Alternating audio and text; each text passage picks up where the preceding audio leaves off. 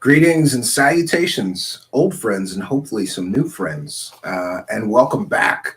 I got a chance over the weekend at the cabin to finish most of the book we're going to be talking about tonight. And this is Jason Quitt's new book. It's called Egyptian Postures of Power. Um, I will say this: it's very information dense, and it's not a terrible. It's not hard to read, but I found myself stopping to think about some of the things in each chapter before trying to trudge along. It includes a great deal of information about ancient gods, cosmology, sort of ritual systems.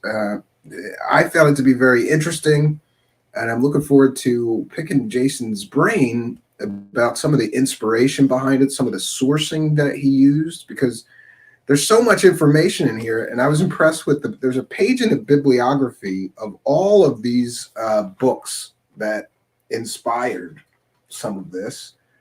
So we're going to get into it tonight. He was actually our first guest ever here on Truthseekers, and we're happy to welcome him back. The Canadian Maple Syrup King, Jason Quitt. Good to have you. Thanks for having me back. Yes, that is true. I was your first guest, and now look at you. I know. We're right in the shitter again with Jason Quitt. We're down in the ghetto, you know. I can't get the good guests, so I'll settle for you though. You're fine. Thank you, and thank you for actually reading the book. I mean, I love and hate when a guest gives me homework, because I said to Jason, you should come on and talk about my new book. And he sent it to me, and then he said, sure, once you read it and tell me what you think first. I think he wanted to make sure I wasn't going to bring him on and tell everybody the book's terrible, right? Well, I mean, like, how can you interview someone if you don't know the contents of the book you're doing the show on? Well, you'd be surprised. No, I usually do read it. I read the David Halperin book before I interviewed him about his book, and I like to be at least pretty well informed on the work that we're discussing. This one's a difficult one though, because it's sort of mixed. This book sort of mixes, I would say, like, correct me if I'm wrong, but it sort of mixes like God systems, the connection to stars and constellations, meditation, and ritual magic all into one sort of system, right? It is one system. And I had to kind of break it down to show the whole point of this entire book was trying to go back into history to the earliest mentions of these systems and then how they evolved over time. So, we may read about certain things in the Bible today, but those things came thousands of years before. So I'm trying to kind of trace it down and simplify it to where did this information start coming from, and how to interpret it, because, over thousands of years, there's many interpretations of it. And I'm just trying to refine it down to its absolute basics of what I believe it is. Where it came from first, right? Where it came from first, which obviously we can't really track it down, because this goes into prehistoric times. Some of the earliest, I would say, depictions of the constellations in their zodiac form have been found in caves, for example, in France, going back almost 30,000 years. There's, mammoth tusks literally carved with star maps on it. Yeah, so that's freaky. So it goes first back. You got to kill the mammoth. Wouldn't paper have been easier? I don't understand them doing that. I've read all about that, and I went, why would they be carving star maps into? But I guess that was the available material, and it's durable. It's going to last a long time, right? So we know that our ancestors were very interested in cosmology. They're very interested in astrology, and my personal belief is that was the biggest shift in consciousness of humankind, is from going from hunter and gatherers into farming and then settling on a land. And I believe what changed is that we learned how to map the stars, because if we knew the stars, then we knew when to harvest and plant our seeds. And that changes everything. Then you can not, Yeah, you don't need to track it. you could know when winter's coming, right? From looking at the positions of the stars. It's almost like a cosmic watch, right? Exactly. And it kind of, it really smacks you in the face when you start to really look at this evidence of ancient people using star maps, because they had an advanced system of the zodiac system going back to our earliest, like I said, a cave painting 30,000 years ago in France. But if they knew the constellations and they knew, and they gave animals as the zodiacs to each one, which traveled through to different cultures, the zodiac is around 26,000 years to go through the whole zodiac, which The means cycle, yeah. someone would have to be here to observe it for 26,000 years to understand the whole cycle of the zodiac. So we can just, say that whoever started to map this and started to calculate this and observe this, it started to happen a lot longer than we think. So it'd be more than 26,000 years of doing this. So, what's your hypothesis on how they did that then? Did they just hand down and they did it in 26 generations or Well, 35 generations and just handed down the data until they had it all? Or I think this is the start of religion, the start of basically shamanism and energy systems that we know today. Basically, I would say let's say we're all cavemen. Let's say we're all unconscious and we're just learning the world, right? If you're in a forest in a situation, you don't know anything about anything, the only way you're going to survive is basically observing nature. And you start by observing the animals in the environment, because when you observe the animals in the environment, you start to then know what to eat, what's safe, what's not safe, and how do these animals survive. So the first type of religion I would say would be animalism, right?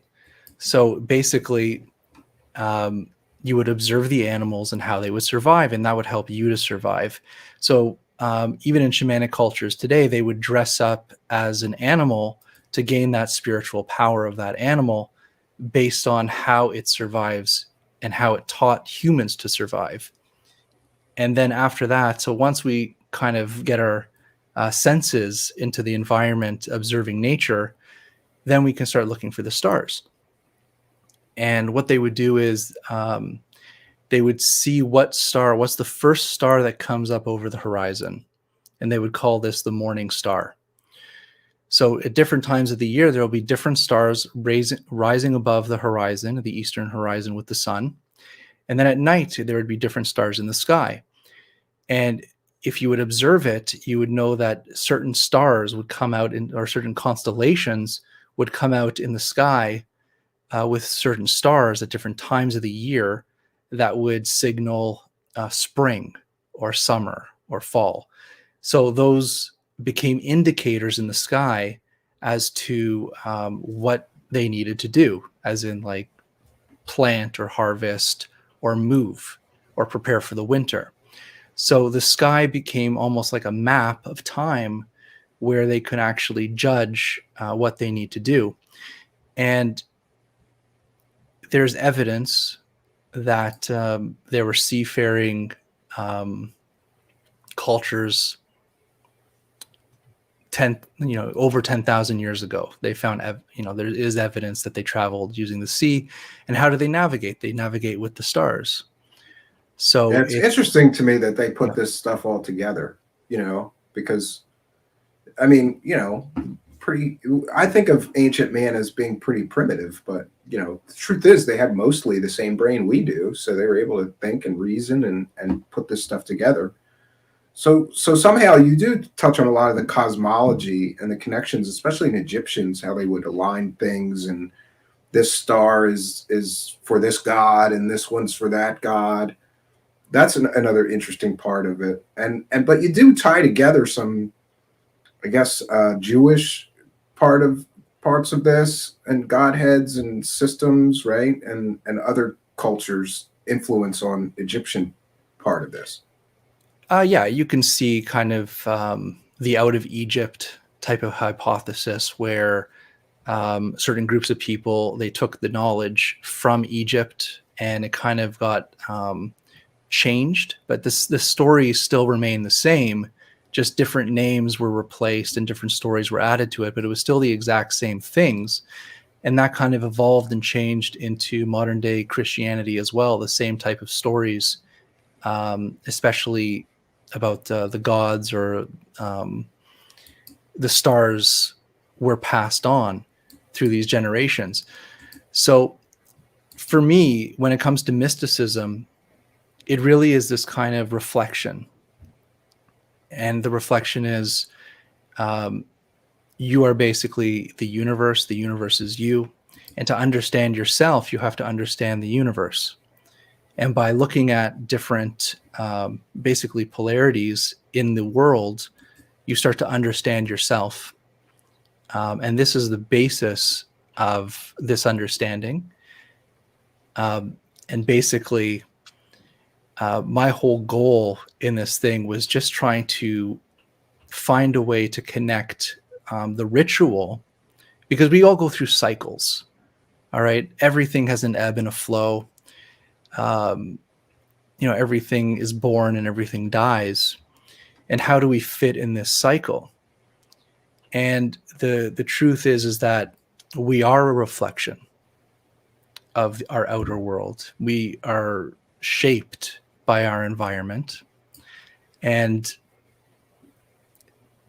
when we start to understand these connections, this is where we go through spiritual growth. And I believe that by having a strong connection to our ancestors, a strong connection to the knowledge that got us here, we strengthen ourselves. And I think going through, what we're going through today, living in an artificial life, in artificial surroundings, eating artificial food, artificial light, it's almost like we are disconnecting ourselves from this natural cycle, which could have some consequences on our minds, of our emotions, of our physical well-being, and our health. You know what? You're absolutely right. I just went on, not really a diet, but for the past, I don't know, 6 weeks, no processed food at all. Nothing from a box or microwave or any of that stuff. I feel tremendously better eating as much fresh whatever as possible, and nothing out of a. I mean, it's a simple, stupid rule, but a friend of mine turned me on to it. Like, well, you can't be eating like pizza rolls and frozen, hungry man dinners. It's just all filled with garbage. It's not good for your body. All these preservatives, chemicals, whatever they put in that stuff. So yeah, that just cutting out processed food is a tremendous difference to me. And you go out to your cabin, you feel amazing being out there. There's something about being surrounded by all that life. This weekend I saw some coyotes on a trail. 2 or 3 coyotes crossed my trail, and that was amazing. And there's plenty of deer around too, and just the forest is just filled with life. And that to me is the natural way to live. This asphalt, concrete, roads everywhere, and everything's covered. They cover, I used to live in the city, and they cover like every inch of nature, they cover with some artificial material. It can't be good for us, right? Well, you mentioned something about, you have the coyotes, you have the bears, you have the deer, these animals in your surroundings. And in the book, we're talking about different gods who are in the shape of animals. But when you travel out of Egypt to different things or to different places, the gods change and the animal attributes of those gods change. Sure, yeah. And it's because that, if you lived out there full time, Stephen, and you start to get involved and understand the life around you, you'll start to see that the deer has a specific role to play. And you can say that's a spiritual role in that environment. The coyote has a very important role in that environment. So you start to take their roles, how they adapt in that environment, and put it together, and you'll create a story about how they live in this environment for survival. It's like a universal law for them. You're absolutely right. Every animal has its place there. Like I've got a lot of raccoons around the cabin, and those guys are like the garbage men of the forest. They'll eat literally anything out there, just anything. Something falls over and dies, they're eating it.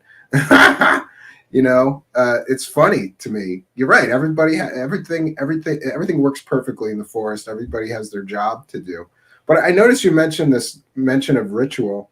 And one of the things in reading the book that struck me is that humans have this, I think we have a need for ritual to focus our minds on certain tasks or times of the year. And it reminded me of a lot of Catholic holidays because there's always ritual involved. You're going to have Easter. You have a certain meal. You go to Mass, and they talk about, Jesus rising from the dead on Easter Sunday or Christmas. There's certain rituals involved, but you attack this rituals from a more ancient. It's a lot of stuff that seemed vaguely familiar to me, but I wasn't familiar with some of this old ancient Egyptian form of meditation and ritual. So can we talk a little bit about that? And do you think that these Egyptian rituals predate a lot of more modern like Christian sort of prayers and rituals, but they still have some similarity, right? Oh, they absolutely have similarity, and they are more ancient. And a lot of the symbolism of these rituals have been passed down. So, for example, even something as simple as the Christmas tree. Why on Christmas do you have the Christmas tree in your house? That always seemed to be a weird thing to me, that a bunch of people would go, let's go outside, cut down a tree, bring it in our house, and then decorate it because it's Christmas. That's a weird one. Because back in Egypt, around that time of year, around the solstice, they would raise the Jed pillar, which was a pillar carved out of wood, and Osiris was the god of vegetation. So Osiris was basically a tree. He was the original green man. And every year it was kind of like the rebirth of nature. It was the rebirth of the green man, where you can now plant your seeds, everything will grow again. So, when you look back, even before Egypt, there are these nature cults or the tree cults. They would pray to the trees. And a lot of the medicine that they would use in ancient times came from these trees. Or herbs and things, right? Yeah. Herbs and resins and all the things. It would be kind of like the flesh of the god. It was the flesh of Osiris, the oils or bloods of these plants that they would harvest and give during these festivals. Interestingly, it also has to do with the time of year. It also has to do with where the sun is. So, you have the rising sun, you have the sun that's above your head, and you have the sun that's setting. And each one had its own specific gods, own specific plants that were connected to it. Even the same thing with the direction. So each thing had its ritual that connected to a god. And over time, it really kind of, I would say, became very complex, where they would use these rituals for spiritual purification, to bring in, and like, I'll just say, like, I grew up Jewish, and my wife is Catholic. Oh, I never knew that you were Jewish. Yeah. That's weird. And we have a very similar background. My family emigrated here from Poland, Ukraine, and Russia, right? So it's like I'm half a Polak, so. Yeah. And so basically, for Christmas, you have these rituals. I grew up with Hanukkah and things like that, I guess. With like Rosh Hashanah, Yom Kippur, which is about atonement in the fall, the September, October time. And this all goes back to ancient Egypt. It was about when certain stars were in the sky, or there was a change from festival to festival. It was like same with the solstices and equinoxes. These were the times of, the sun is awakening. So the sun awakens around December 21st, the solstice. The sun is its most strength at the end of June, the summer solstice. Yeah, the longest day of the year. Longest day of the year. So, and then when the sun starts to die again, which is in autumn, this is when you harvest everything. So you have all these festivals. You have the festivals of autumn, which is you atone for the sins of the year. Basically, that's what Yom Kippur is. And then in Christmas, you celebrate the sun being born again, because now the sun is coming up over the northern horizon or the northern hemisphere. So you have these kind of festivals all based on the calendar. And if you go into Judaism, all the festivals are around the moon calendar. So it hits on the moon of those times of the year. And it's very similar, if not the same, with Christianity, where they're solar. They put it with the solar calendar. And there's a lot of hidden information. And I know that's why you said the book is very dense. Yeah, it's information dense, but in a good way, not in a bad way. I just mean it's not something that you can just blow through. I found myself stopping and thinking about things and relating my own sort of knowledge of Christian theology and rituals and things like that. And interesting to me that the other thing that jumped out at me is that you're giving people sort of a ritualistic way to focus will on certain tasks or spiritual,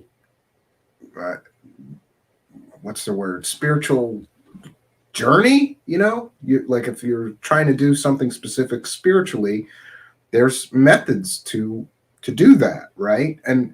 But again, I just kept coming back to wow, we as humans must really need these rituals to focus our wills or something. There's something about the act of like prayer or meditation that focuses our will on a given task. Like in Christianity, if somebody's ill or near death, especially, we have certain prayers that we say that is meant to help them, and that to me is focusing your will on a given task, like helping a sick person. And it's interesting that the Egyptians had similar things, but maybe different methodologies that wouldn't really be considered a prayer, right? Yeah, it all came back to bringing yourself back into present, and this whole concept of purification, saying that if you were sick or something was wrong, your mind is being pulled in a different place, or your energy is being pulled or being manipulated by something else. And in ancient times, they would call it demons or devils or entities or things like this that would basically make you sick. And basically what these rituals would do is try to cleanse the body, cleanse the mind, bring you back into focus and awareness, so that you're not all over the cell. Sorry, you're not all over the place. And basically, the rituals are about letting go of the situation. They're about letting go of your past, letting go of negative thought forms, and trying to let go of the emotions by retuning yourself to the cycles of nature. And I think this is the most important thing, is that this whole thing about separation from nature is the idea is the separation is the cause of the downfall of man. This separation is the cause of all the suffering. And when we start to tune in and meditate again, or tune in and reconnect to the environment, like going out into the wilderness, suddenly you're getting back into this natural cycle that pulls whatever these negative influences are away from you and starts to change your life in a positive way, where you'll start to heal. And I think that is what the main concept is, when you really go back thousands of years to look at this. And they taught many things that would be considered like meditation, postures, stretches like yoga. Yeah, and you detail all this in the book. I haven't actually got up off my butt and done a lot of these exercises yet, but I also noticed that you spend. One of the other things that struck me from the book is that there's a lot of talk about breathing techniques. And I was kind of surprised when I really took up meditation. I went to a place in Philadelphia called the Shambhala Center, and they have free classes, and they have guest lecturers every month. I was kind of surprised that they spend so much time on breathing techniques too, because you think, breathing, it's I know I breathe every day, but this sort of focused methodology of breathing at certain tempos or these different methods, they do tend to focus your mind and quiet down your mind. Maybe that's why they work. But can you talk for a while about these breathing techniques and some of the meditative techniques that you cover in the book? Yeah. Think of the breath as a regulator. All right. So as you breathe deeper and slower, you're actually relaxing your entire system. And the main breathing system that we talk about in the book is breathing into the stomach, which is in Chinese Qigong, it's called the Dantian. And there's a place, it's about an inch below your belly button in the center of your stomach. And when you do full body breathing and you're breathing through your nostrils and you're taking it right down to your stomach and expanding your stomach out and then holding it and then breathing it out in a very relaxed manner, this is called full body breathing, and it's oxygenating your entire body. So it's moving the energy, it's calming and relaxing your body, and it starts to change even the brain's frequency range. It'll change your brainwave patterns for sure. They've done studies on that. Yeah. And the interesting thing about brainwave patterns is that for the body to heal, it's harder for the body to heal in a beta consciousness frequency. So when you're active and awake, your body is in a different chemical system. When you start to relax your body and, let's say, do a meditation, bring yourself down into an alpha state, all right, which is between 7 and 11 hertz. When you bring your consciousness down to about the alpha state, that's when the chemistry in your body starts to change. So you can all start to be more relaxed, let go of the things you're holding on. And there is a healing mechanism of the body, of the immune system, that kicks in. And when you go deeper, so let's say you're going deeper into deep meditation or sleep, you start to enter into the theta brain waves and the delta brain waves. And in these brain waves, the body has a tremendous ability to heal itself. And I don't know if you've probably seen the movie Inception. Sure. When they go deeper and deeper in the dream, they could implant a very powerful thought or suggestion. And then even though they don't remember that suggestion, they can wake up in the physical world and then act that out. It's because I would say each frequency from delta, theta, alpha, and beta, it's a different altered state of awareness. And you can program each one of those. And the deeper you get into the theta and delta state, those are when those programs are very powerful in the body.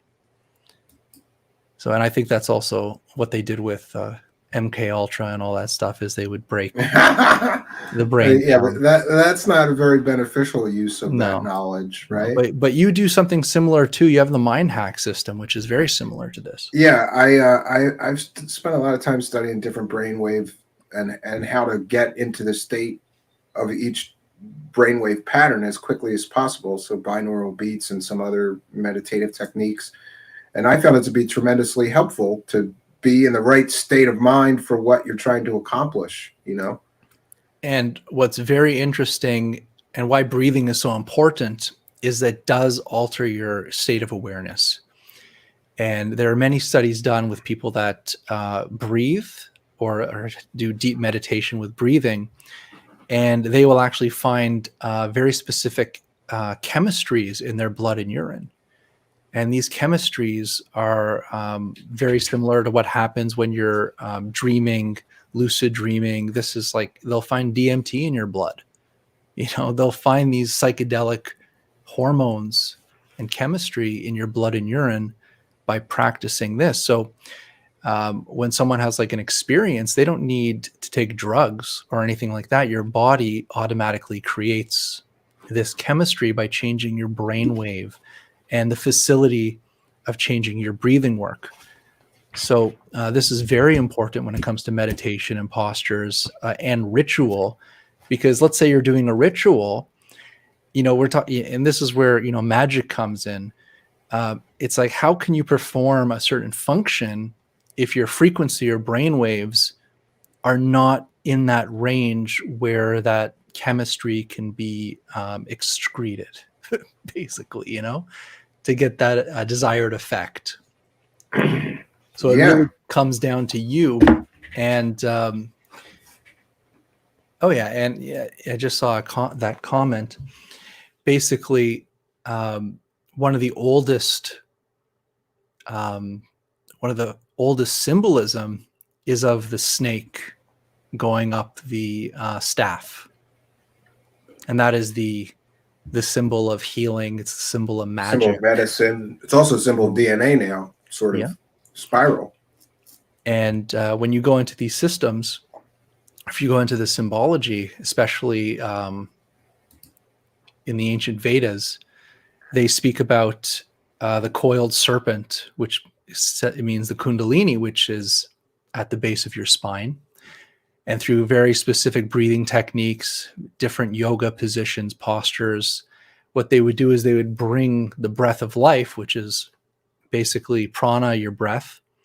They'd bring it into the system to cultivate that energy, and it excites this energy, this Kundalini energy at the base of your spine.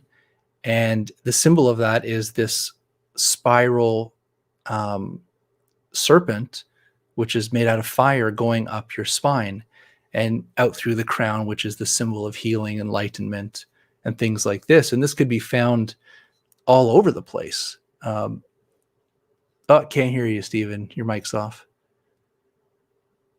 Oh, I'm sorry about that. Yeah, there's a whole chapter, learning to breathe, and the importance of breath work in these meditative states. And I found that interesting because, like I said, the Shambhala Center, most of the teachers there, especially for beginners, were very focused on breath and the importance of breath and different breathing techniques and different meditative techniques. And I noticed you also spent a long time on, what are they called? Mudras? Hand mudras. Is that how you say it? Yes, mudras. Hand mudras. And there's all these. This I was a little unclear on, because I go, I don't understand the importance of, different hand gestures. But you spend a good deal of time on it. So can we get into that? And what are the benefits of these hand, what are they called? Mudras or madras? Mudras. And okay, so if you're looking at the let's say the meridian system, which is back in very ancient times in the Vedas, it's also in Chinese traditional medicine. You have these meridian channels that flow energy through the body. Yeah, these are the hand symbols in the book. And so, if you look at statues and artwork in ancient times, basically almost all of them are in very specific mudra postures.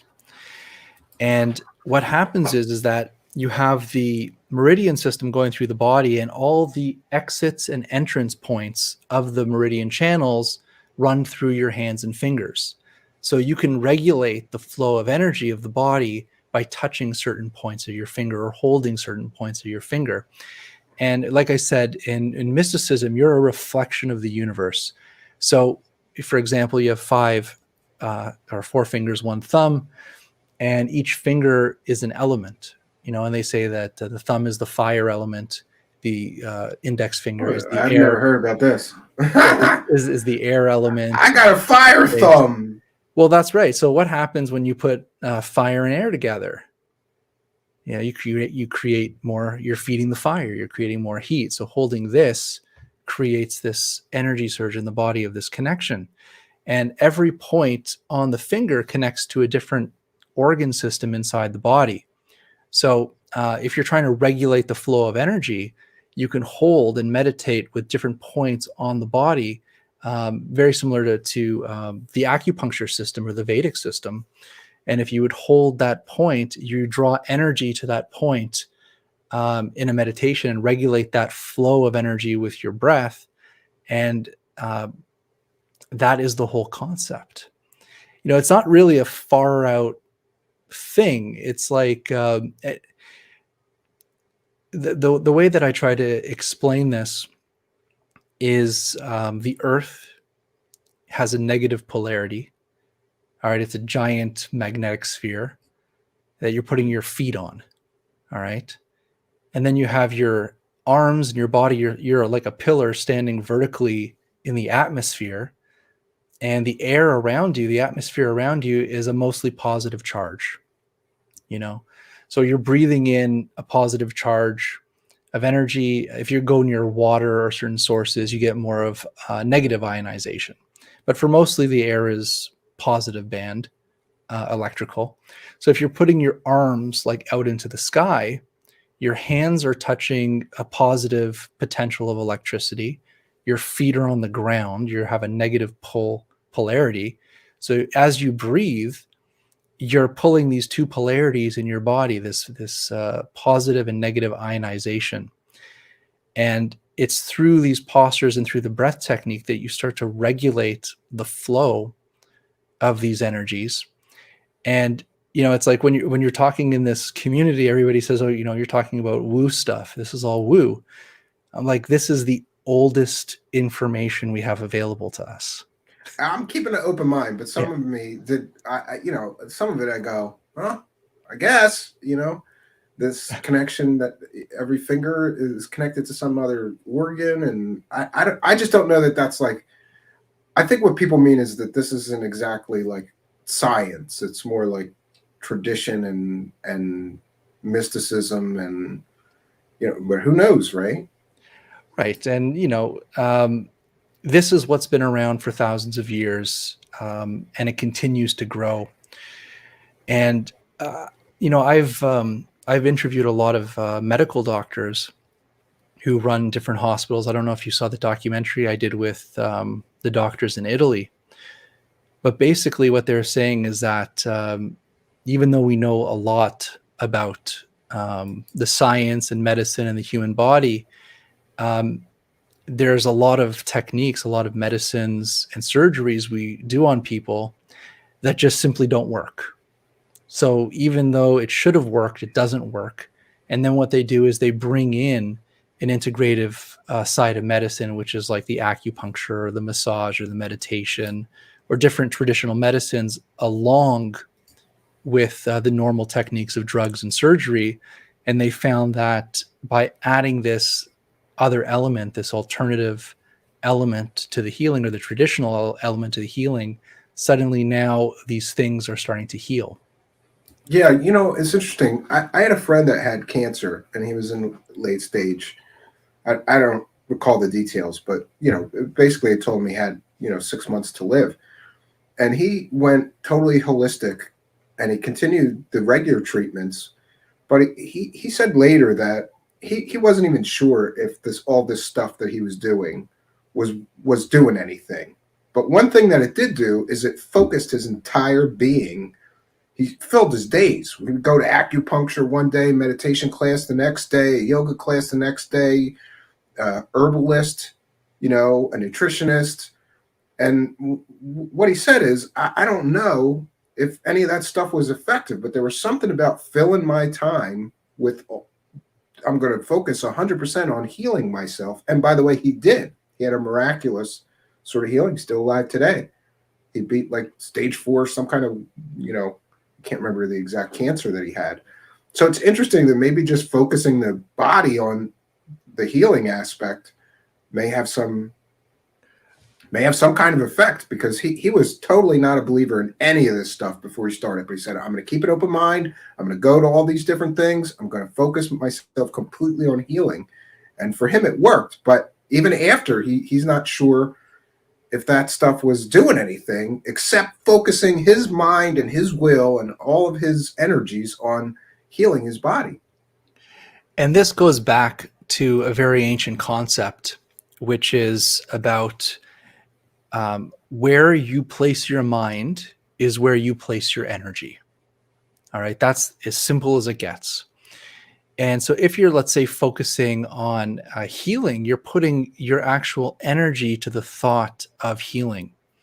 And this is why when in Qigong, if you have a wound or if you have something that needs to heal, what they would do is they would bring their mind. They would, first of all, they would cancel out all their thoughts. They'd cancel out all their emotions so they could have a singular thought. And that singular thought would go to the place in their body that needs the healing, and they would just put their mind in that location and start breathing. And by doing that, you're bringing your awareness, you're bringing the energy flow. And remember, when you put your mind there, you're bringing oxygen. So oxygen will go to that area. And there's meditative techniques that you can practice where you start to breathe deeply, that full body breathing. And then once you start to feel that flow through your body, what you do is you take your mind and you focus it on one place of your body. So, for example, what I used to do is I would focus it on, say, like my big toe, right? So I just take my whole mind and thought and focus it on my big toe. And as I started to meditate more and more, it's almost like my big toe started to breathe. So it's like I could feel this kind of pull and a push of this air coming through my toe. You know? Okay. I'm not saying I'm physically breathing through the toe. And I have to try that. I'm saying that what you're doing is you're focusing your intention on a very specific point, and it's almost like there's this communication of this opening and closing or pulling or pushing of this energy or air into that point of the body that people that meditate can start to feel or experience what that feels like. And the reason I really got into breathing techniques was 2017. I fell down the stairs and I broke my back, right? And that terrible. was awful. And you know, up until that time, since about I was doing a lot of postures and a lot of the rituals, right, for my healing. But when I'm in the hospital and I can't move, literally, I'm like, I don't want to say I was paralyzed because I wasn't paralyzed, but I could barely move. And the only thing I could do when I was in the hospital was breathe. That was my only connection to my spiritual connection when I was in the hospital, was only through my breath and my mind. So, and I'm like, I don't want to say I'm allergic, but I'm not good on opiates. Like it's just something with me. I can't. I am this exact same way. I had a brain aneurysm. They loaded me up on opiates for months, and I couldn't take them. I was like slurring my words, and I couldn't function, and yeah, not good. I when I'm in the hospital with a broken back and post surgery, you know, they're trying to pump me through morphine and things, and I keep, you know, saying no, I don't want it. So I'm like at 11 out of 10 pain constantly, and the only thing that I would do is the breathing exercises because I know that would bring the pain down. And I started to have these intense spiritual healing experiences in the hospital just by doing these breathing techniques. And that really changed the game for me, to actually experience something happening that I could not explain, using these breathing techniques in a positive way. And, you know, I could describe the experience. Basically, I was doing this breathing technique, in the hospital, and it put me into this altered state of consciousness. Think of it like a visualization of a lucid dream. And I saw this coil. It looked like looked like a heating element on a stove, like this coil. And there was this field. It just looked like this invisible field that you can see the outline of. And every time I breathed, this field got closer and closer to this coil. And once I got this field to touch the coil just lit up like a stove, a heating element, turned Oh, bright you red. meant this in the book, Yeah, the heating yeah, element. It's right before the breathing part. Yeah. yeah. And this is this was like the eureka moment where suddenly actually something happened in my breathing meditations that just blew my mind, because it was very physical. It was a very physical experience, where once this heating element visualization that I saw turned red, suddenly it felt like there was an explosion in my body. It was like every single cell in my body was switched on, and it's like it just felt like fire. It's like every cell in my body just turned to fire at once. I got so hot, and I knew that I had to focus on my back where I broke it. And so I just continued the breathing. I felt this fire through my body. And then I took the mind and I singularly focused it on my spine. And the pain went so much worse. Pain went so much worse. And it Well, felt that's not good. like, well, it felt like things were moving and shifting. Like I was having a lot of muscle spasms. And the I can't explain it. It felt like the muscles were realigning themselves in my back, and it was a very painful process. And I could hear these pops or clicks, like my back was straightening out or something was happening in my back when I was doing this. And after I came out of this, my healing, my back was very, very quick after this. And it was the only thought that came to my mind was, there's something in our bodies, like everybody has this. It's like a type of energetic immune system that when the body is in a very traumatized or bad state, sometimes it can activate and do a very quick healing on the body. So that's why I got really into breathing exercises, because I actually had an experience that just, once I had that experience, I couldn't ignore the power of what breathing can do. Yeah, and I thought we could take a moment to talk about what you feel the benefits of the meditative techniques in here are for your life. Because, like for me, I started studying meditation, and I found certain benefits to continually doing it, like emotional awareness, and also the other big thing that I get from it is this um, lack of less of an ego. I don't want to say lack of an ego, but less of an ego, feeling connected to the rest of the world, and also the emotional awareness was a big thing for me, because I used to be prone to like get pissed off. I would go from 0 to 10 right away. But meditation helped me to have a greater awareness, emotional awareness, to know, okay, I'm getting upset. I'm getting more upset, and learn to push that back before I would just pop off and get pissed off. And also impermanence, the impermanence meditations in a lot of Buddhist philosophy is like just a realization that everything is temporary, including me. And there's a lot of benefit to that. You start valuing time more. You start valuing time with people that you care about more, because you realize you're an impermanent being. Your time is short. But I wondered if you could talk about some of the benefits that people may experience through the meditative techniques that you're teaching in this book.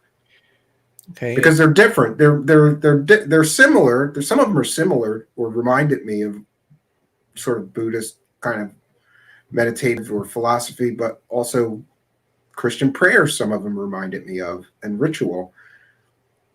but I wondered if you could talk about what kind of benefits you felt. I mean, obviously you felt the need to write this book, and it comes from a place. I will say this book comes from a place that I think is like Jason saying, I have discovered all of these things and I've put this system together and it's been very beneficial for me. And now I want to teach it to other people. So it's coming from a good place. But I wondered if you could talk about, like, on the personal level, what benefits that you get from following some of the meditations and things in this book. In a simplistic term, it's about being present and learning about yourself. So when you're meditating, you're basically turning inwards and you're learning about who you are. You're kind of blocking out the environment around you and you're sitting with yourself. And it's very strange because the way I grew up, the way that I thought, the way I presented myself, the way that I spoke to people, it came from a very different place. It was almost like I would think about the whole scenario of what I would say to somebody, or think about the whole scenario of what I would do. And then I would take that internally and then project it out and see what happens.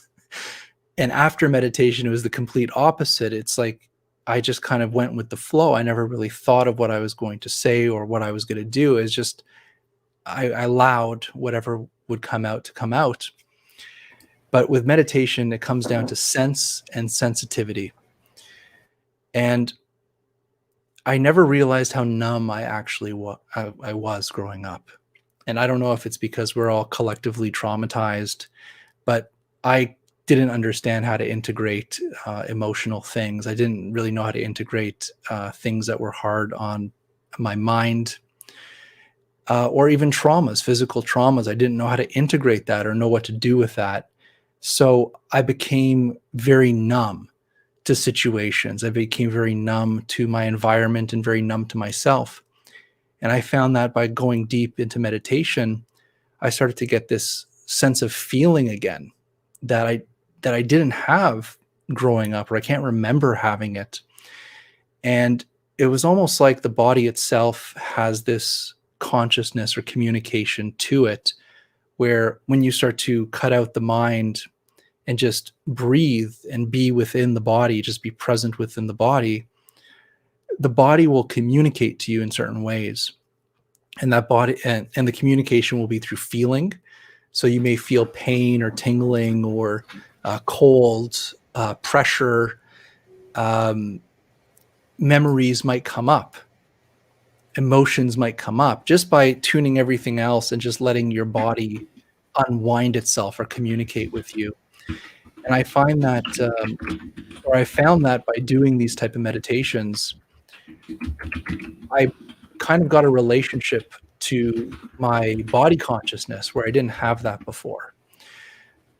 So for example, you can call it like energetic healing or things like that, where I would meditate and I'd feel a sharp pain in my body, for example. And then I would bring my breath and focus into that pain. And it's almost like the body would have an opportunity to release that from its system. So you're getting to the whole benefit of meditation is to tune into yourself, be present, become more sensitive, and explore your senses. So it takes you out of this numbness that we've kind of been lulled into. And you develop this other relationship that makes you stronger. And as an individual, I believe that it gave me a lot of self-confidence. I mean, I would never speak publicly. That would be a nightmare for me, Really, you don't strike me as being very shy about public speaking, but I guess maybe it's a hurdle that you had to get over, right? I was very, very shy. I probably would. Do you remember the first time you ever had to perform in front of people, like music? I went in the bathroom and I puked my brains out, and then I went, all right, I'm good. Like, I puked out every ounce of whatever was in my stomach, and I was like, but then I was still paranoid, so I had the drummer get a bucket and put a bucket behind the drum set just in case I had to puke again during the show. people wouldn't be able to see me, But my point is, I had problems too. I had tremendous stage fright, but once I just got over it. I just went, I just got to do this. I don't have a choice here, So I guess you got to have the same thing. I can't imagine you being too shy to be a public speaker, but yeah. Oh, I was. I mean, I couldn't. It would be comedic to watch me in high school or college speak, because I would have the cue cards and I'd be the guy shaking with the cue cards, reading them. But when I was in a band in high school, my biggest fear was just screwing up or forgetting, what I was playing. But being in a metal band, I had my Zoom 1010 pedal with like 10 out of 10 distortion, so it didn't matter what I played, it sounded good. But yes, like, you have to find the system that speaks to you. And I remember when I used to travel to Japan for about 2 months every year for the past like 10 years. And I have a real connection with the Japanese culture. I really love it there. And one of my friends took me to a Shinto temple, a Buddhist Shinto temple, and was taught by this master in meditation. And basically they would just sit you there. They'd put you in a very specific position that you had to be in to meditate. And the rules were, don't go to sleep. Don't let your mind travel. Be completely aware of where you are at this moment in time and just breathe. And I thought it was like this whole complicated thing. And it was like, no, you just have to be here. Once your mind starts to travel somewhere else, stop that immediately. Yeah, I had a huge problem with that, learning to meditate at first. Yeah. But you get better at pushing those thoughts back and coming back to sort of blank mind state, or trying to anyway. Yes.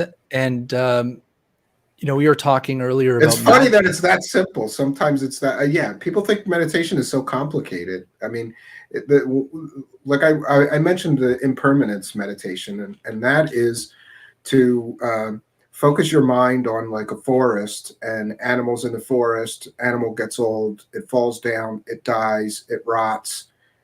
But that rotting animal, feeds the forest, and then plants grow up, and then those plants die, and these cycles.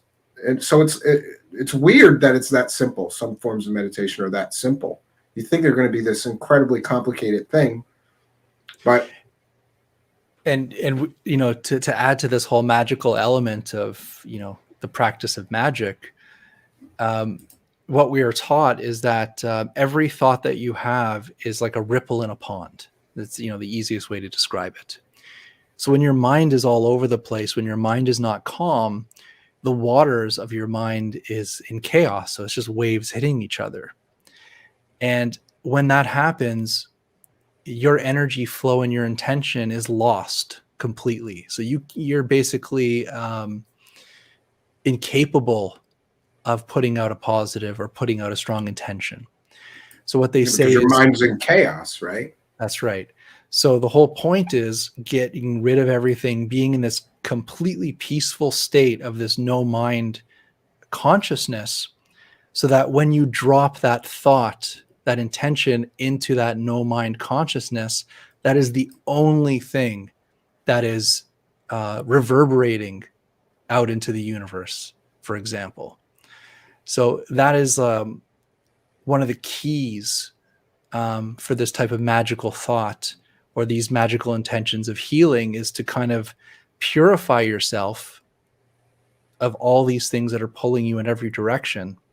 And then once you purge yourself of all these things that are pulling you, then what you do is you take all that energy that was going out in all these directions before, you take all that energy within you, hold it within you, and then when you place that thought or intention, you're putting all your energy behind that one thing. And that is, I think that's what gives it that magic, gives it that power behind it. So it's all And about it's learning. focusing. It's also Yeah. about focusing your will on a given task, right? Like, I think a lot of this stuff is a lot of the prayers, rituals, meditation. All of it to me is a form of a system for focusing the human mind and will on a given task. I know that I sometimes will take 10 or 15 minutes and just try to get my mind in a good state before I have a big project that I have to finish or do, or and focus my attention and also the emotional place. I'm a real big believer in that, like to imagine what it's going to feel like to finish this huge project, that especially a project you never thought you'd be able to do, or whatever. You just keep going to the emotion of what that would feel like. But it's interesting that a lot of the stuff in your book reminded me of, some of it's almost reminded me of ceremonial magic and things like that. Just a system of ritual or preconceived, steps to go through these steps to focus your mind on whatever it is you're trying to accomplish. Yeah. Do you think that And they had some insights into living better through focused will, right? yeah, and like you were talking before, even to write this book, I had a ritual to writing the Yeah, I book got to as tell you, well. I wasn't expecting it to be this well written. I got to tell you the truth. I don't know what I expected, but I was proud of you when I got the book and I looked through it. I started reading, and I went, man, Jason really worked really hard on this. You could just tell. You could just tell. There's like the bibliography's got like 100 books in it that inspired some of this stuff. So I know you had to read those too and annotate and take ideas from. And yeah, I was surprised. I'm proud of you. I think you did a tremendous job with it. Thank you. It's And well and part researched. and part of that ritual is it had to become my life. As in, I I woke up every day at a very specific time. I sat in front of the computer at a very specific time every single day, and I would turn my computer off exactly at 5 p.m. every single day and get away from it. So it's You like, got to, right? so I managed to write anywhere from 1,500 words to about 3,000 words per day. How And many then pages is that? I would say that might be about 5 to 10 pages per day. And that's what I would put. I'm just curious because I've got a couple of book projects that I've really been wanting to do, but every time I sit down and start, it feels like 3 hours to get one page or something, and then I don't feel very motivated because I go, Well, man, this is going to take me a year. but that's the thing is I would say the first week or so, it was hard to get into it. Like I really struggled, writing those pages. But then because of the ritual of doing it every single day and making that my life, suddenly it's like at nighttime, I would get, people call it downloads, but it's just my mind going, oh, I want to talk about this. So I'll go on the cell phone, I'll make point form notes. Then I'd wake up and put my cell phone here and just write, and it just all comes out. And the more you do it, suddenly you're writing way more than you should, and you're writing better than you would have been a couple weeks ago. So I guess it's like anything. It's like exercise. You got to exercise the muscles before they get, and eventually those muscles get so strong that things that you used to think you couldn't do are almost simple. Yeah, I got to exercise that writing muscle because I don't know. My next book I want to write is all about astral travel, about the dreams and all these things and entities. But it's like I've been saying I'm going to write it for the past couple of months, and I haven't been able to even. I think you've been saying it longer than that because I remember you telling me about it a year ago or something like that. Or was that the? It's in the back of my mind where it's like, damn, I need to do it, but it's like I have to make it my life. So it's like something has to hit me where I have to say, okay, now I'm going to be sitting in front of my computer to write this next book, and I'm not going to leave until it's done. Which is like, well, you could be like David Wilcock, just go broke, and then you got to finish the book to get the next cash grab. There you go. Well, I don't have the audience of David Wilcock, so even if I release the book, I'll still have. I don't think David Wilcock. I don't think David Wilcock has the audience of David Wilcock based on my analysis of his YouTube numbers. I really just think it's a lot of bots. That's my opinion, though.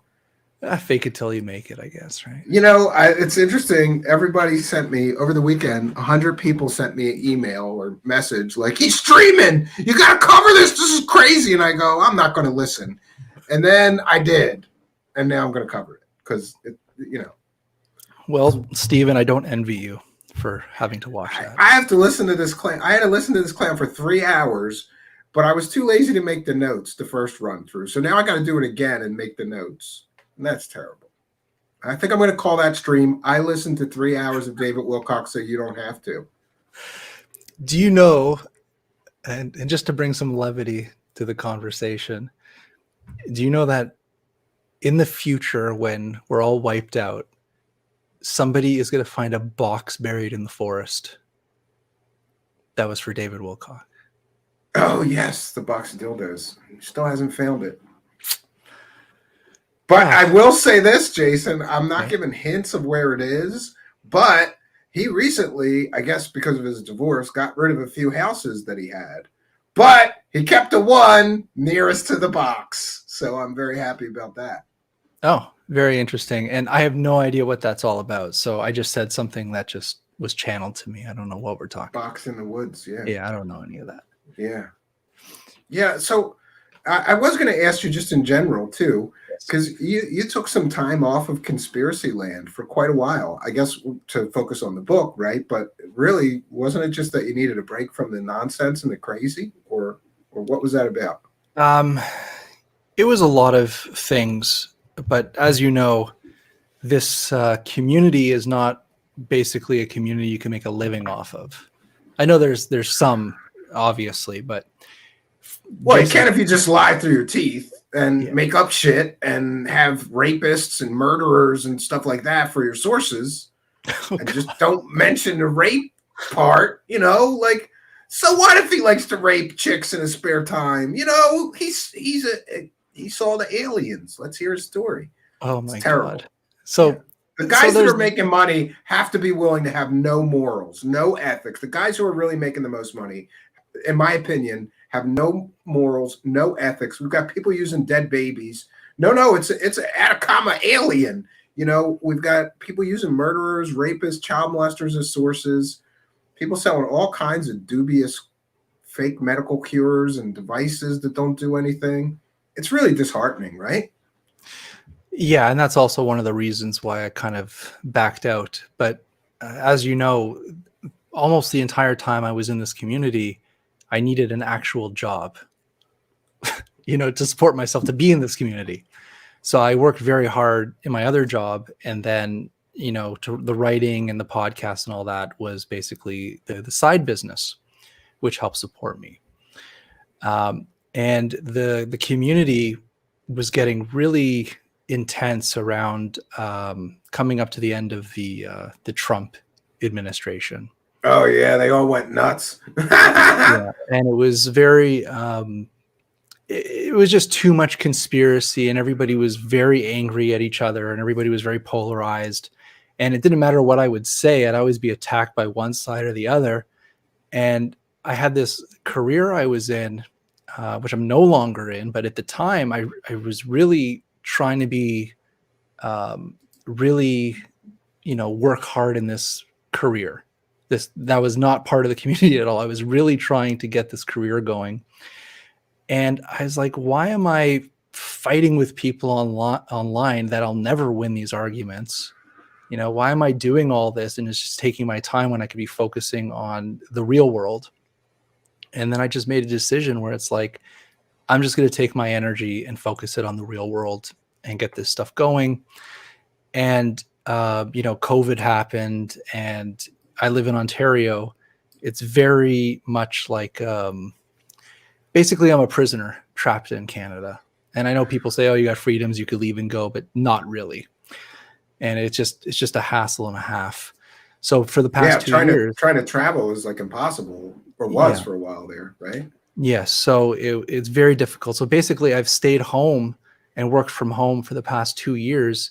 And unfortunately, last June, my job ended. So since June, I've been completely unemployed, and I kind of imploded my business on this side. Like I imploded the crystal business and the book business just so I could focus over there. And then I lost that job. So then it's like, okay, now I have the opportunity and time to sit here, make no money, and just write my book. But at least enjoy your time a little more, right? Don't you enjoy Yeah. your time doing this craziness more I- so than?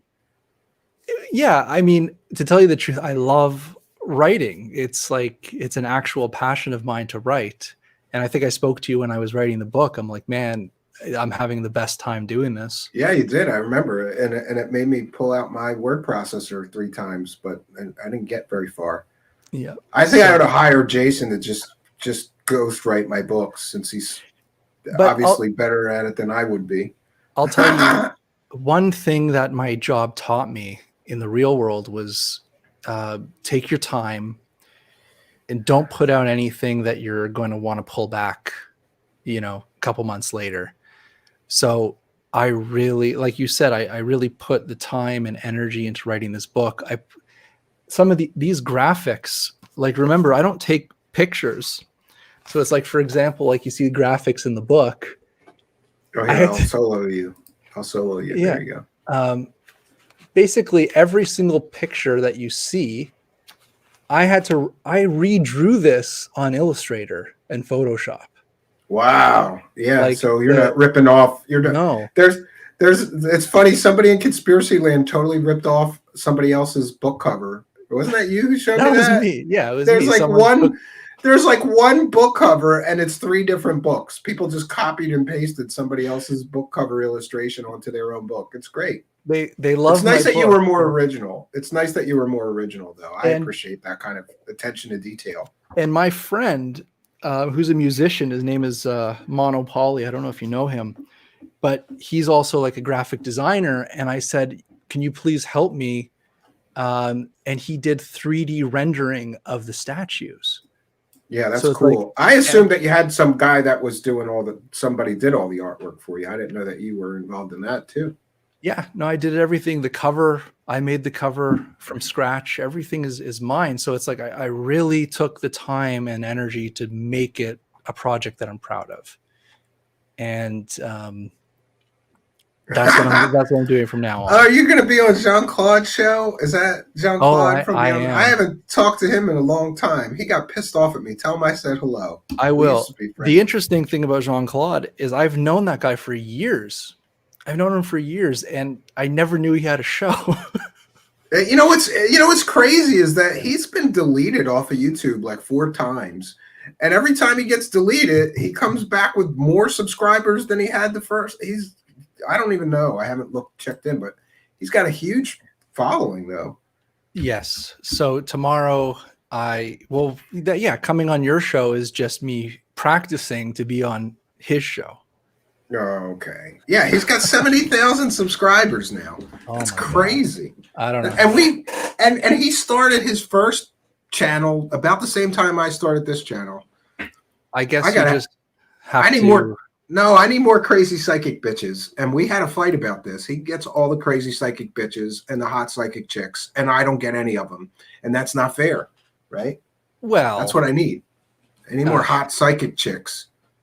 Yeah, but you try to debunk them all. I know. That's why I'm at 5,000 subscribers. I'm going to change things up. I'm just That's what I'll start doing, right? Yes. So, going back to it, what I really wanted to do with this book was trying to find the original source of, where all these ideas came from and how they kind of got placed in different religions around the world and how we view them today. But they really haven't changed if you really it's interesting. Go back in time and you see it's all basically the same stuff. And I think it gets lost in translation once you start getting into like the gods and goddesses or the different rituals. But when you start to just go from culture to culture, they just change the names of the deities, but it's the same exact rituals or the same exact knowledge. And I think it's just different packaging, right? Yes. Yes. And for me, it helped me kind of be a little more grounded in knowing that our ancestors had the same issues, had the same problems, had the same Same thoughts and struggles, yeah. ideas as we have today. It may be a different situation, but they're still coping and dealing with the same things that we're dealing with today. So it is really humbling to see, where these ideas came from and how we can use these ideas to better our lives today if we kind of cut out the noise of modern day thought and culture and things like that. Yeah, you know me, I'm real big on that. I wish that I could live at that cabin 24/7, and it taught me that eventually we might get out of this house and get someplace a little bit further down the road, a little more rural, a little more woodsy, or because Yes. I just feel best there. I feel most at peace. I feel like that's my happy place. I just got there last weekend, and I still have my life is better at the cabin. Don't tell my wife. No, she gave me this actually. And I do want to come back and we can talk about entities, because I know that you're very into the whole Catholic and the Bible version of demons and entities and things like that. Well, that's what I'm most comfortable, or that's what I'm most familiar with, because I Yes. had 12 years of that education, and I was sort of fast tracked. Believe it or not, I was going to be a priest, so they put me in extra theology classes and scripture study stuff, and that was interesting. And yeah, so even like when they do the sign of the cross, they're using a mudra, Oh, which is that is a hand sign, yeah. yeah, and they're that sign has been around for thousands of years before Christianity, and it was used for the exact same thing. So it's just another thing of connecting the dots. Yeah, Yeah. I think you're right. Well, I don't want to keep you too long. We can call this a shorter one, unless you have sure. other things that you wanted to talk about. I'm about out of questions, probably because I still have. Let me see. I didn't do all my homework, Jason. I have. I'm on 299. I only have like 20 pages left to read. No, you did it. No, That's not okay. bad. Close Not enough. I'm gonna try some of these meditations, but to be honest, I have a hard enough time keeping up with the ones I already know, or finding the time to do them. Every once in a while, I say, "No, I've got to double down on this because it's so beneficial," and learn some new techniques too. So, but here's a book of Egyptian postures of power, Jason Quitt's newest book, and I recommend it. And especially if you like Egyptian history, rituals, religious history, meditation, ancient mysteries, it's all in there, right? There's a good mix of that kind of stuff. Thank you. And I couldn't see any of the chats in YouTube or anything, so I don't know if there's any questions or anything. Oh, if anybody wanted to, yeah, we'll do a few more minutes. If anybody has any questions for Jason about his new book or anything else about his hot wife, just put them in all capital letters. She says hi, by the way. Every time I make a comment like that, people lose their goddamn minds. But we're friends, and he knows I'm only joking, and so does she. Well, but I do like dropping those comments that piss everybody off. Like, hey, Jason, you know what? I really love your wife. Usually when you're out of town. Well, I just think one of these things is not like the other. I'm fascinated by his wife because I go, look at her, and Jason. Like, I'm confused too. I don't know. Jason must be hung like a horse. That's the only thing that I've come up with. The only reason that I can come up with that he got a girl that hot. He's hung like a horse, friend. This is how the show just went. You'll have to cut. All right. Any questions for Jason? Please put them in all capital letters.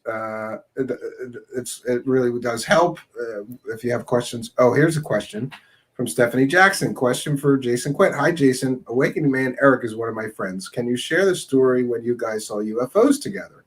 Thanks. Man, I'm just trying to think of which story.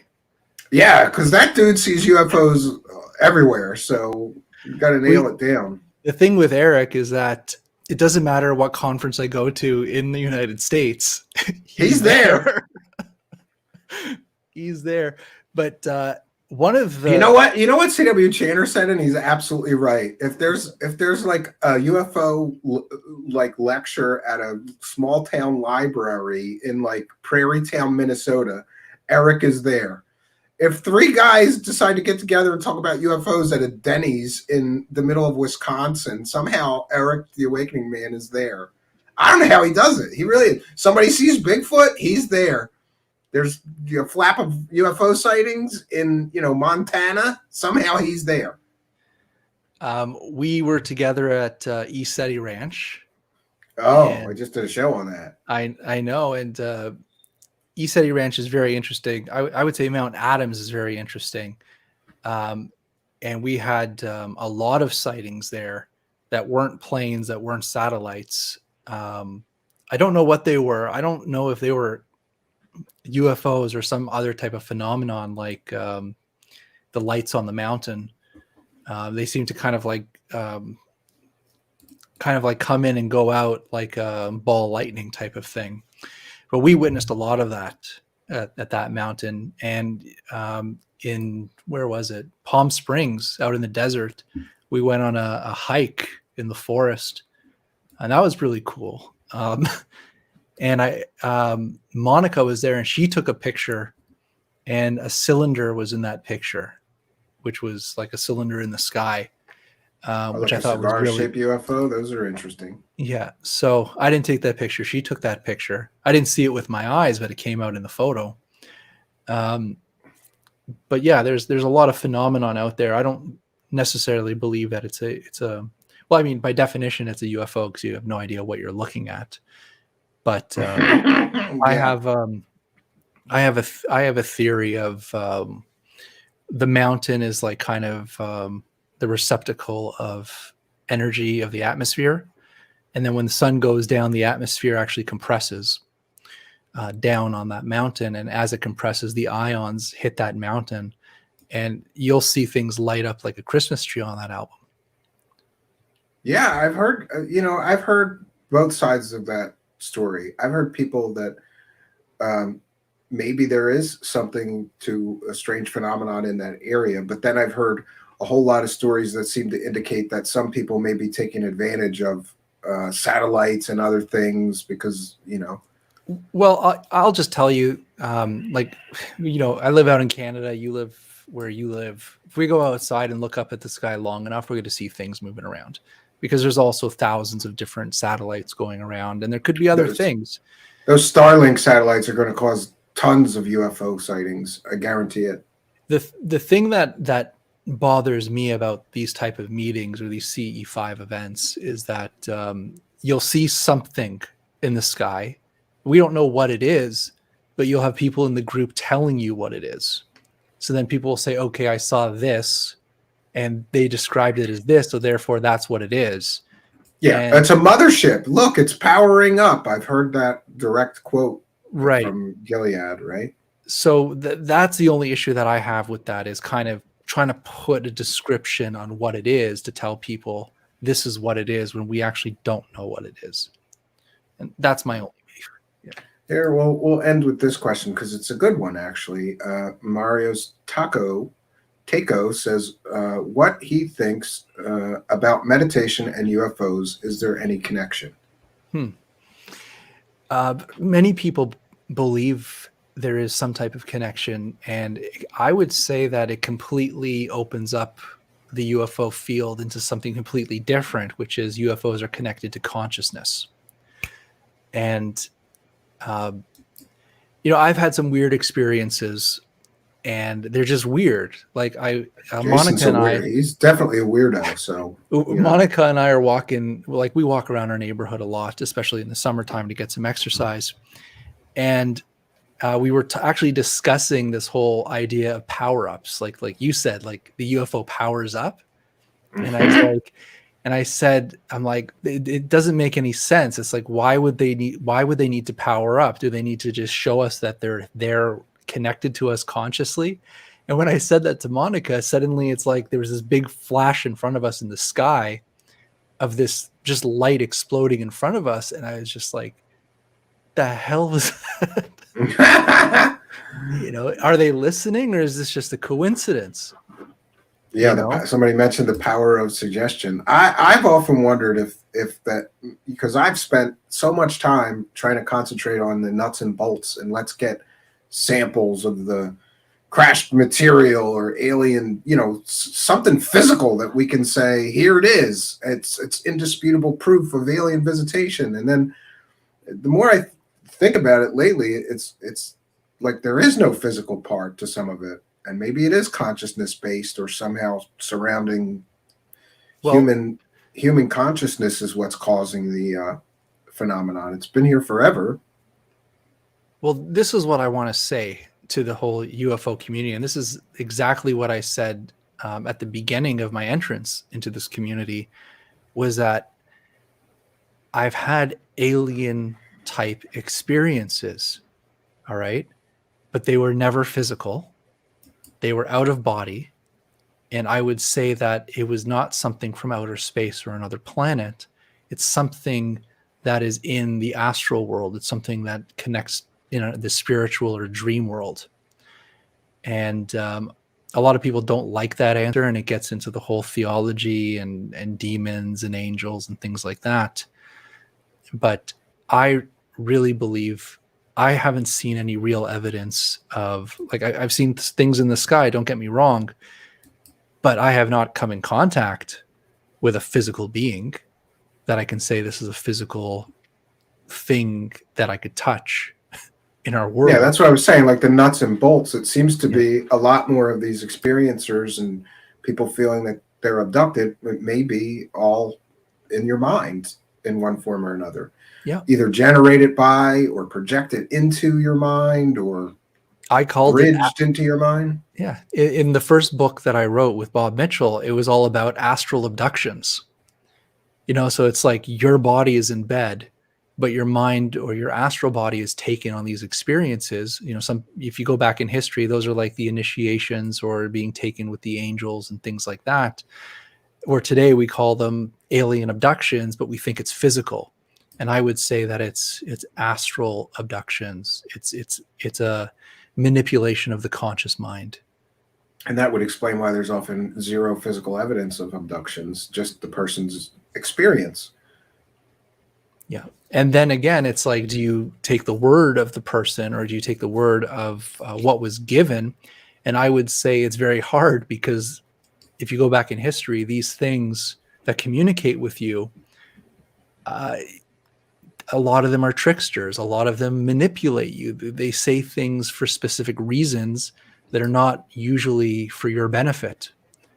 So it's difficult to gauge the trustworthiness of the information that comes in these states. And you have to really have a solid,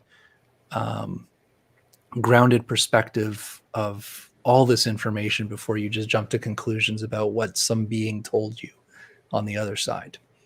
Yeah, I think you're absolutely right. And coming from a Christian perspective, I'm always leery of people who are communicating with whatever entity they're communicating with, that it isn't some demonic trickster or demon masquerading as something like a deceased relative or an alien. Who knows? But I'm gonna throw you out of here now. Thank you. I appreciate you coming and doing this again. I really did enjoy the book. I will say that again. And it's called Egyptian Postures of Power by Jason Quitt. The link to the Amazon to buy the book is right in the description of this video. Help a unemployed friend out, right? Buy the book, right? He needs the money. He's got a hot wife he's got to keep up with. And, it is a good book, though. I do recommend it. Thank you. Yes, gas is very expensive. Yeah, $100 to fill a tank. I have a 4-cylinder car, and it just cost me $60 to fill the tank. And it's a 4-cylinder car, like it's a little putt-putt car. It's a glorified go-kart. Shouldn't cost that much. Yeah, we're almost at $2 a liter here, which is close to $6. Oh US. wow! Yeah, we're still at like $4 here, but it's going up. It's like It'll be worse. There you go. Well, tell your wife I said hello, and also make sure that you mentioned to Jean-Claude that you were on my show yesterday. You know, a real show, and you know, and that I'm tired of him taking all the hot psychic chicks. He's got a monopoly on them. That's why he's got such a huge following. So I'm going to lodge a complaint with the Canadian government against him. I'm going to do that. I'll let him know. All right, thanks, Jason. I appreciate your time, and thank you for and also sending me a book to read and coming here and helping us break it down because it's pretty complicated. I don't want to do it by myself.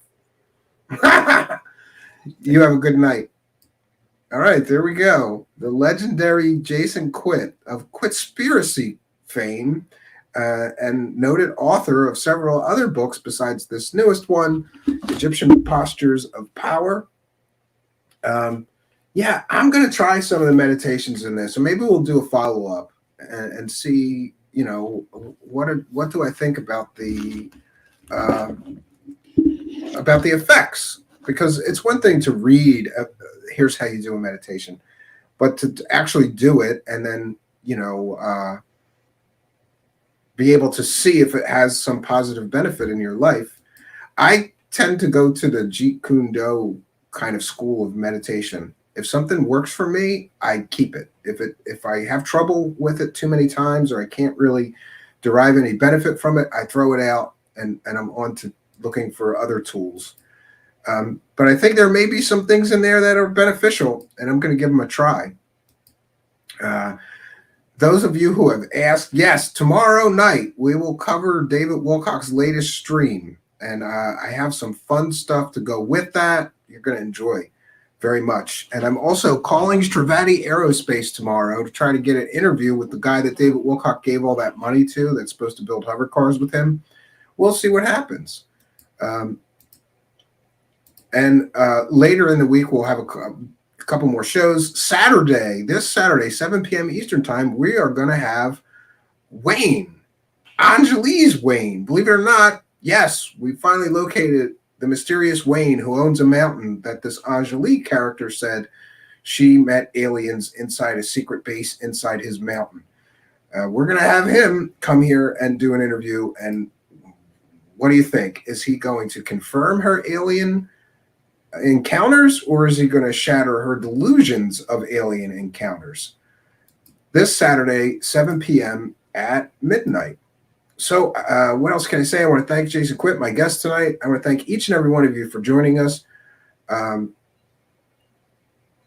I want to thank the incredible audience for coming. I would encourage you, really do, buy the book. If you're into this kind of stuff, especially, I think that you will definitely enjoy it. I love all kinds of stuff like ancient Egyptian history. I like meditation.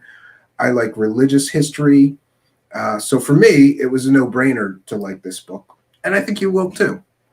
So what else can I say, friends? Until next time, my name is Stephen Cambion. Good night and God bless.